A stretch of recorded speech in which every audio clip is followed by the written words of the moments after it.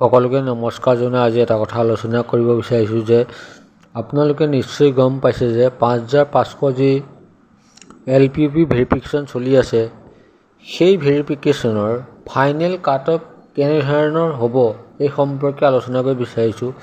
আপোনালোকে প্ৰথম চাব আনৰিজাৰ্ভ প্ৰাৰ্থীসকলৰ বাবে 72ৰ পৰা 61ৰ পৰা 59.9লৈকে থাকিব, কিয়নো সকলো জিলাৰে কাট অফবোৰ বেলেগ বেলেগ হ'ব। OBCৰ ক্ষেত্ৰত আপোনালোকে চাব 61ৰ পৰা 59 থাকিব, SCৰ 59ৰ পৰা 56 থাকিব, STP বা ST হিলছৰে হওক 57ৰ পৰা 53 থাকিব, তাতোতকৈ কমিব পাৰে, কিয়নো এই কাট অফটো এখন জিলাৰ ভিত্তিতে মই দিয়া নাই, সমগ্ৰ অসমৰ যিখন জিলা আছে তাৰ ভিত্তিতে দিছোঁ।